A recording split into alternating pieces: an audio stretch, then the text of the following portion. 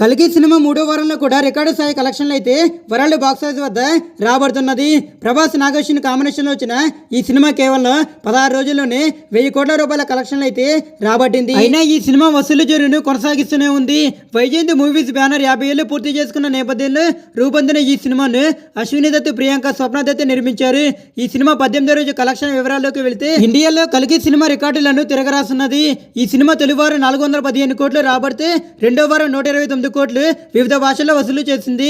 దాంతో 2 వారాల్లోనే ఈ సినిమా ఇండియాలోనే 545 కోట్ల నికర వసూలను రాబట్టింది. ఇక 18వ రోజు కల్కి వసూళ్ల విషయానికి వస్తే ఈ సినిమా తెలుగులో 5.5 కోట్లు, హిందీలో 10 కోట్లు, కన్నడలో 1 కోటి, తమిళంలో 50 లక్షలు, మలయాళంలో 75 లక్షలు వసూలు చేసింది. దాంతో ఈ సినిమా 17.75 కోట్ల రూపాయలు వసూలు చేసింది.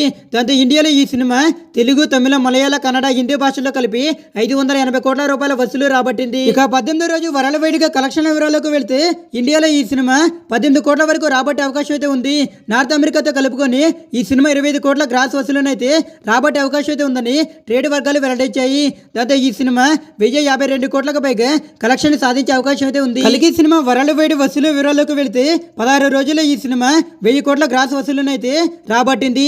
ఆ తర్వాత 17వ రోజు 27 కోట్ల రూపాయలు, 18వ రోజు 25 కోట్ల రూపాయల వసూలు అయితే చేసింది. దాంతో ఈ సినిమా 1050 కోట్లకు పైగా కలెక్షన్లు అయితే నమోదు చేసింది.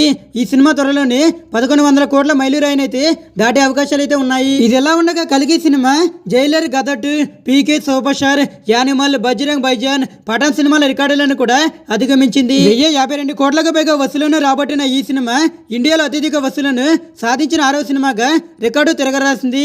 ఇక తదుపరి టార్గెట్ గా జవాన్ 1162 కోట్ల కలెక్షన్లు అయితే లక్ష్యంగా పెట్టుకుంది.